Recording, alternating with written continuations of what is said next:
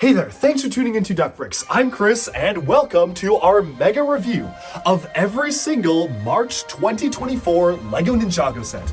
Now, there are some absolutely incredible sets this wave, from the Dragonstone Shrine to the unofficial Chima set that we've gotten in the Wolf Mask Shadow Dojo. There's a lot of really great stuff here, and for the Bionicle fans, Kai's Climber Mech is using the 2006 Bionicle piston attachment piece for actual leg articulation, so I'm so excited to review that. And now, without further ado, let's jump on into our look at every single one of the brand new LEGO Ninjago sets that just came out yesterday. And here's that 7-set March wave for Ninjago. For this review, we'll be taking a look at all of them at once, with Young Dragon Ryu going on to Lloyd's Elemental Power Mech, Kai's Source Dragon Battle, which is a 4+ set, Aaron's Ninja Offroad Buggy Car, that name's a little bit too long, we have Kai's Ninja Climber Mech, and then the two largest sets, which are the Dragonstone Shrine and the Wolf Mask Shadow Dojo. Personally, I'll have to say that I was most excited for the three largest sets, especially these two, and particularly this one and this one, because this reminds me of a Bionicle set, and if you actually go to the designer insights on Instagram, they said that these were literally supposed to resemble Bionicle pieces like Toa Matoro's hooks, and then this one is just an absolutely beautiful design. If you want, I'll be referencing a lot of details posted by City Sun Creation, aka Lee Chi Wing, one of the Ninjago designers who designed a lot of these Ninjago sets. He's been posting a lot of behind the scenes details on Instagram, talking about the way the sets were designed and talking through the design process, so I highly recommend you check him out. I've linked him in the description below, and I will be mentioning a lot of his points in this mega review and in the individual reviews, because he brings a lot of really good insights to the table, and I'd recommend you check it out. But without further ado, let's jump in to the reviews. Okay, so this is the entirety of the Ninjago Dragons Rising wave. I had to build this entire wave in 2.5 hours and review it to make my flight on time, but I was able to pull it off, so I'm so glad we're able to release this video now for all of you. So these are all 7 brand new Ninjago Dragons Rising Season 2 sets that just came out on March 1st, 2024, starting with the smallest all the way up to the largest. The smallest set up at the front is Young Dragon Ryu. Set number 71810 comes with 132 pieces, and it retails for around 15 British pounds as well as 16 US dollars, which is a pretty good representation of a slightly grown-up version of Ryu, who we've seen as a baby even in other parts of the wave itself. Moving onwards from that, we have Aaron's Off-Road Ninja Buggy Car. I think there was maybe one too many words in that set name, but this is set number 71811, which comes with 267 pieces, and for whatever reason, retails for a whopping, no way, 50 US dollars and 50 euros, which is admittedly kind of ridiculous, but we're going to take a closer look and see why is it so expensive. Moving onwards, we have a straggler from the last wave. This is Lloyd's Mech. Now, this is a really weird one because this is a set that kind of matches all of the other sets that came out for the January wave, but for whatever reason they held this one back. It's 71817 Lloyd's Elemental Power Mech with 253 pieces. It retails for a really great 20 US dollars and 20 euros, and many, like Bricks by Mind, have suggested that this was maybe supposed to be a Nia mech, which is why it has a samurai motif, before they decided that Lloyd sells a little bit better, and so they switched it over to Lloyd and pushed it back, which kind of would explain why it didn't appear in the animations as well. But who knows, we'll see. It does have Nia in it, so again, that kind of lends more credence to the rumor that this is a very strange set to come out at this time, but it is what it is. Moving onwards from that, we have a couple of other sets. The smaller dragon up here is technically supposed to be a Source Dragon. This is a 4+ set, 71815 Kai's Source Dragon Battle, retailing for 38 US dollars or 38 euros, and coming with 120 pieces. Now lastly, there are 2 larger sets included here, but there's one intermediary set before that.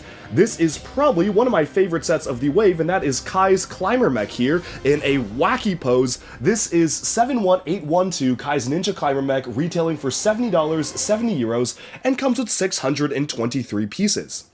Lastly, the 2 larger flagship location sets of the wave each accomplish very different things. 71813 Wolf Max Shadow Dojo is a set that comes with 1,190 pieces for $120 in euros and acts as mostly a playset to be able to pose figures and characters, whereas the other set here, which is the Dragonstone Temple, that is set number 71819, which also retails for $120 and 120 euros, comes with 1,212 pieces, but acts as more of a nice display piece meant for older fans of Ninjago, which is one of the first times they've done something this detailed in the mainline Ninjago series.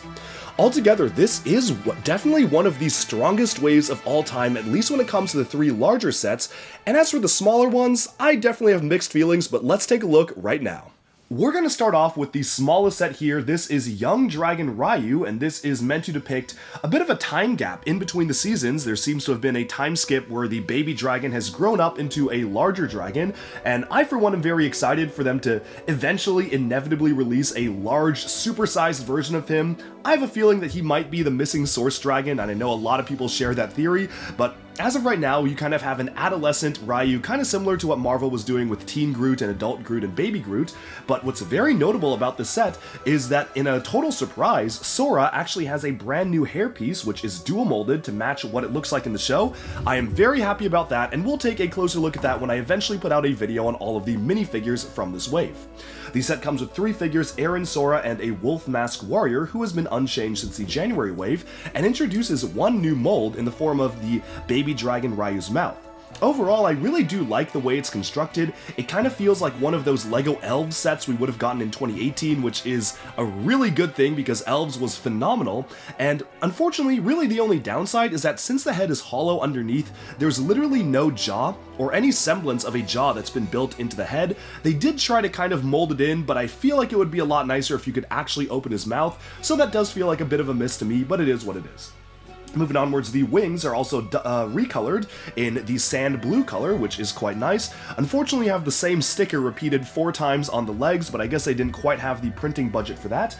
And in case you're curious, here's what the baby dragon looks like next to the adult counterpart, and it's really cool how they do include a version of the baby dragon in the wave to potentially suggest that these sets are taking place at different time periods.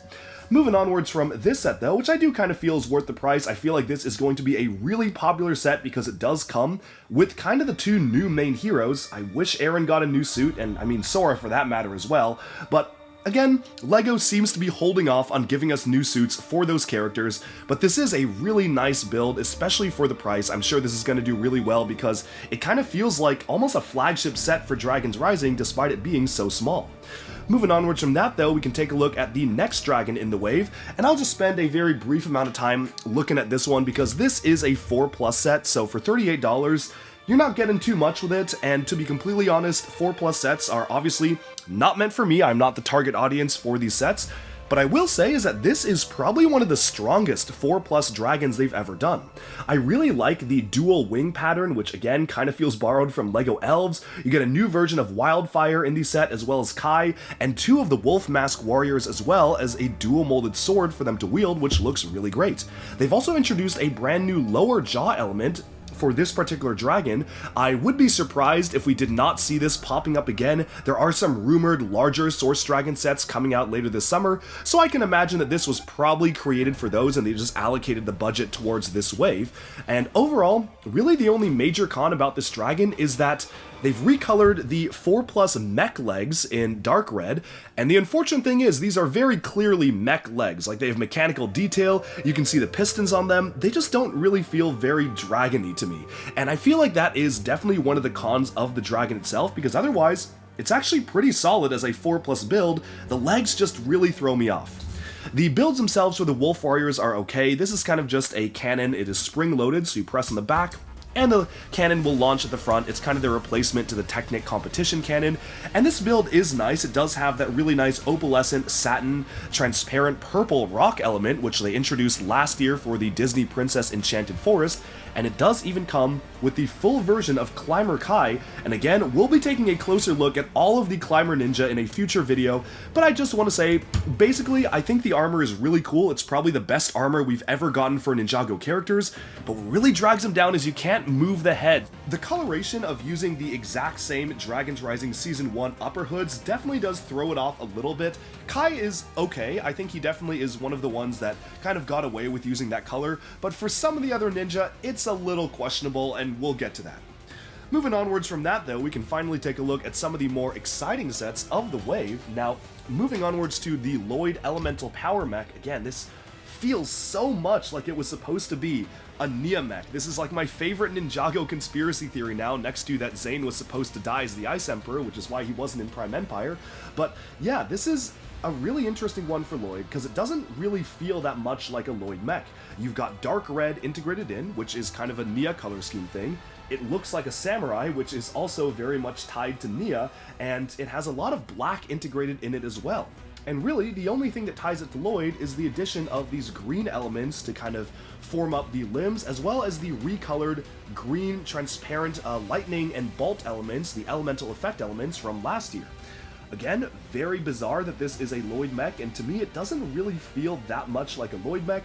Maybe if you have the Samurai Lloyd minifigure, which came as a book exclusive last year, this might make a little bit more sense, but overall, I definitely have mixed feelings on this because it just feels like it was designed for someone else. You can even see that it even has the clips on the side, which normally the mechs driven by female characters use the waist cape elements and the armor pieces to kind of form like a skirt, and they have those clips there, but they don't actually attach to anything, and the instructions just say to put the sword on one of them, which feels very awkward to me, and yeah, I don't know, but it's a very strange thing. I cannot deny the value though. For $20, these are phenomenal value for mechs. I'm shocked that LEGO is continuing to put these out at such a good price. I hope they don't raise them. And again, this is working with the fully interchangeable system of being able to connect with Cole's mech, Kai's mech, and Sora's mech, which I'll showcase in the individual review of the set itself. The set does also include Nia with armor, as well as Cinder, the new Elemental Master of Smoke, which we already looked at in the January wave, but is already one of my favorite villain minifigures that they're introducing this year. And moving onwards from that, we can take a look at a set that honestly is pretty controversial, and that's because this is Aaron's Ninja Offroad Buggy car, and for whatever reason, again as I mentioned in the intro, this is $50 US. It has a little over 200 pieces, so it doesn't really make sense on the price per part ratio, and yes, I do understand that, okay, you have the big tires, right? You got 4 big wheels, big pieces of plastic, you have this gold Lego Technic spring on the back, so that's an expensive element to produce. You have the hooks, another expensive large element for Lego to produce and include in sets. You've got these large Technic panels, and you've got a large windscreen. But even with the addition of all of that, I'm really not seeing $50. I feel like this is the Hoopty or the X-Men Jet of Ninjago, where it's a set that clearly should have been like $25, but they just doubled the price for some reason. The minifigure selection as well is just alright. It does have one exclusive minifigure in the form of the Climber Cole figure, which I think is actually a really good look, mostly because the black is actually congruent with the armor for the top and bottom part of the mask, but it looks great. And one thing I forgot to mention is they've introduced a brand new ninja hook, which we'll also be taking a closer look at in my minifigures video. Otherwise, this does also come with the Baby Dragon Ryu, so it's nice they still include it in sets. It does pack in a few different play features. First of all, you may notice the hook underneath. You can detach that and then use that to sort of dangle the car from a chain, but the only thing attaching it is a single clip, so I wouldn't be super rough with it. Like, I would not swing this around. This feels kind of dangerous to me, but the entire point of this season is that the ninja are trying to climb the mountains of Chima, or the mountains of the wildness, which kind of is Chima because they're factoring that into the story again, and that's why all the vehicles are built around that. I think it's a cool play feature. This feels pretty liable to snap off if you're really trying to make it climb the face of a mountain, and we're going to be getting to a much better climber vehicle in a little bit. Overall, I do like the set. I think it's a really fun buggy, and the color scheme of dark blue and keyed orange is actually really good. I'm really impressed by the color scheme of this particular build. It feels really solid for Aaron's color scheme. I love how it actually factors in the blue jeans that he wore as kind of a trainee, but again, for the price, it's just not that great, and I really hope that LEGO will not take the wrong message. If this set does not sell well, they might think, oh, people don't want Aaron toys, It's not that we don't want toys based on this character, it's that we don't want them to be double the price they should be. So I feel like this is maybe a $30, $35 set max. At 40, I would still be complaining, but at 50 is just kind of crazy. So anyways, we can move on from that and take a look at my 3 favorite sets of the wave, which happen to be the 3 largest ones, and that's not always the case, but in this case, it absolutely is. Starting off here with this absolute masterpiece, a contender for one of my favorite Ninjago mechs ever, and I'll talk about this a lot more in the individual review. This is Kai's Ninja Climber Mech. So what is so special about Kai's Ninja Climber Mech? Well, for one, the designer, City Sun Creations, aka Lychee Wing, posted on Instagram that this was specifically inspired by Bionicle, and what they've done is they've actually reused the 2006 Bionicle piston elements, which haven't been used like this in literally years, to form the actual articulatable joints of the mech itself. That is so cool. And when I saw that, honestly, that just put a smile on my face when I got to see an early preview of the set, because obviously it does have that Bionicle influence, which allows you to get it into all sorts of really wild poses. This is a really strong connection, and so you can literally get it standing on one leg. You can do all sorts of crazy stuff with it, and even better is if you actually go ahead and detach this hook here. What is really cool is that this model is so robust that you can pick it up by the string and dangle it and shake it around, and it is not going to fall. I am being very rough with it right now, and this entire mech is not falling. Look at that. That is absolutely insane. On Instagram, the designer stated that they had to do drop tests of this mech where they would drop it from multiple stories and no parts would fall off, and I believe that because this is one of the most sturdy LEGO Ninjago mechs ever. Unfortunately, there are some trade-offs when it comes to stability and sturdiness, and a lot of that comes down to articulation. Now, one thing the designer mentioned in the actual overview of the set is that when they introduce new points of articulation into a Ninjago mech, they have to limit it somewhere because kids get confused if there are too many points of articulation. Here, you have these extra arms on the back, which kind of go back and forth and up and down. You've got the regular arms here, up and down, as well as the ankle joints for the Bionicle piston elements, and because of that, they decided not to include knees, and they decided not to include elbow joints for the elbows here. I understand not including knees, but I feel like not including elbow joints was just a little bit too far. Yes, I get it that for young kids it is maybe a little bit more annoying to have so many different points of articulation, but I definitely personally feel like elbows would have helped this set a lot just to be able to pose it around. Thank goodness the hands are actually movable, so you can actually get a good range of articulation out from the hands themselves. It would be a different story if you couldn't even rotate the hands on mixel joints, so that's alright, but I definitely feel like this is begging for some upgrades. The good thing is, if you want to give it knees, it's very easy to swap these pieces out for a ball joint, and it's also very easy to just give it elbows if you just want to change the way that these pieces are connected. So if you do want to modify it, that is the beauty of LEGO. I have so much more to say about the set, but I'm going to leave it for the individual review because this is just meant to be a mega review of all the sets themselves. What I will say is that I definitely feel like this set is worth the price. It's so much fun to play with. It is infinitely posable. It is probably one of the most posable and sturdy Ninjago mechs ever. You can go crazy with what you want to do with this thing, and it will actually pull it off. Like, look at this. Look at that pose right there. So I'm so excited to get more in-depth into this build later on in the reviews. Oh, one thing I forgot to mention though is the minifigure selection. It comes with Climber Kai, who actually appears in 3 different sets in the wave, so he's one of the more common Climber versions of the Ninja, but it also exclusively comes with Climber J, which is interesting. I feel like this really should have been dark blue, but overall, good minifigure, as well as the new version of Wildfire plus Jordana with the dual molded sword and a jetpack as well, which is very cool. Moving onwards, it's time we take a look at the 2 largest sets of the wave. They both cost the exact same amount of money, but as I said in the beginning of the video, they both accomplish very different things. The first one here, which is the Shadow Wolf Mask Dojo, is a really interesting set because this is clearly meant to be a play set. Everything about this is designed for play, and it does look very cool, But obviously, this isn't a model that adults will buy just to be able to display it on a shelf. This is very clearly meant for kids to play with, and it is packed with play features. From having a dual arena down in the center of the dojo itself, where you can battle against the opponents. You can see Kai fighting Cinder there, which is actually a really cool, like, this is so satisfying.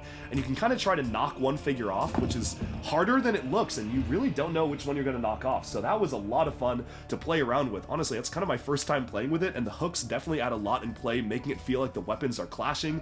So this is really cool, but looking at the main structure of the build itself, again, this kind of feels like a Chima set come to life in 2024. You have the Gong of Shattering here. You can open up the Wolf Jaw to let this boulder roll out. Not sure what the significance of that is going to be in the show, if any, but it does have the boulder featured inside the wolf mask itself, and all around, there's all sorts of different places to play with minifigures. You can use the climber hooks to have the ninja rappel downwards from the top down to the bottom, like so. It's a little finicky, but it does sort of work, and it does come jam-packed with minifigures as well, including Climber Zane and Climber Nia, who are exclusive to the set, alongside Climber Lloyd. So far, I don't know if we're ever going to get more of these. These 3 minifigures only come in this one set, which is pretty crazy.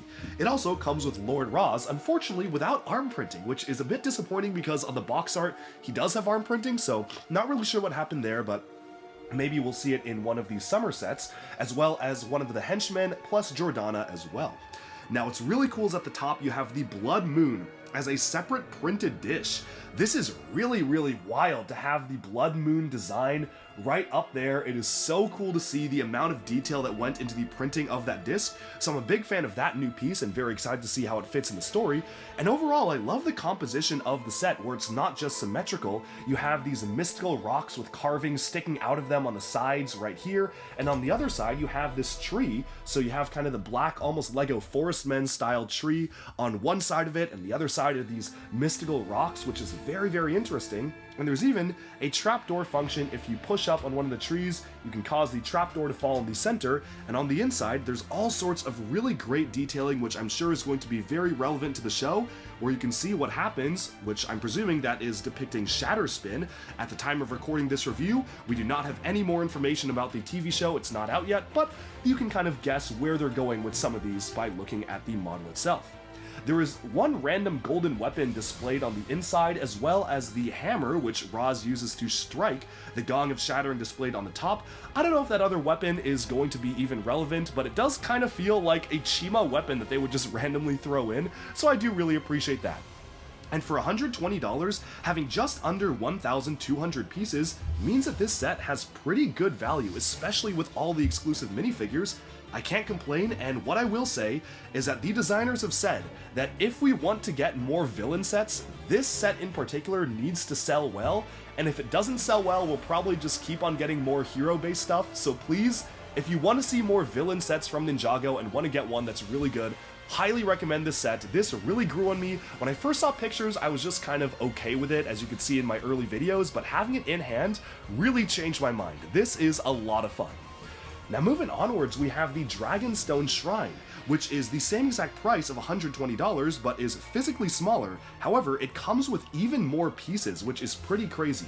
This is one of the only sets that they've done for Ninjago, other than the Ninjago City sets, that is explicitly targeted towards adult collectors and fans of the theme, which is really interesting because Ninjago has always been a pretty kid-oriented show and a kid-oriented type of play setting, so it's really cool that they're beginning to acknowledge some of the older fans of the theme and giving us dedicated sets like this. Now, obviously, this is probably the crowning achievement of standard scale Ninjago sets, other than like some of the Destiny's Bounties and maybe the cities, but for standard regular sets, this is absolutely gorgeous. I'm a big fan of the sculpting, of the dragon going around, the lake flowing inside the center. You even have a play feature in the rock which tilts back and forth. You've got Master Lloyd decked out in armor, as well as Euphrasia appearing as a minifigure for the very first time, a new version of Sensei Wu or Master Wu right there, and Kai and Nia, who are inexplicably in their regular Dragons Rising suits, but this time with the dual molded hair. The entire concept and design design of this set is absolutely beautiful. A tree growing alongside a serene carved dragon sculpture is such a good design, and there's even a lot of little Easter eggs packed into the set itself. Pushing on a book inside the center of the bookcase here allows this rock to pop out, revealing one of the mysterious books, and we'll take a closer look at that in the individual review. You even have all sorts of different Ninjago lore details scattered around, some tea for Master Wu, all sorts of very interesting details on the inside of the set itself, and it's just packed full of detail. It's really cool, and yes, that chi crystal is meant to be an explicit reference to Chima, which the designer put in before they even realized that Raz was from Chima, so that was kind of just a happy coincidence. Overall, this is one of my favorite Ninjago sets of all time, and the reason why I'm not covering it too much in detail for this review is because I have a dedicated video coming out very soon which combines this with the special display plate that they introduced for some LEGO influencers to be able to really extend how this looks in person to play with, so stay tuned for that video. I'll be going a lot more in-depth, and overall, this is a very strong wave of LEGO Ninjago, really hitting it out of the park with Dragons Rising Season 2, March 2021. Let me know down in the comments which one of these is your favorite. Do you like them? Do you dislike them? And do you feel like these are fairly priced? Let me know, and thanks for watching. Alright, and with that, we have summed up our look at every single one of the brand new LEGO Ninjago 2024 March sets. Let me know down in the comments below which ones are your favorites. Do you like them? Do you dislike them? And what do you think of the new Climber Ninja suits? I think they're pretty cool, but again, as I mentioned in the review, they are a little flawed in that you can't actually turn the heads. I really wish they would change around the system to allow you to do that, because otherwise, that's probably the coolest armor set that we've ever gotten for the Ninja. That's all for this review. Thank you all so much for tuning in. Be sure to like and subscribe for even more LEGO news, reviews, discussion, and analyses coming your way very soon, and bye for now.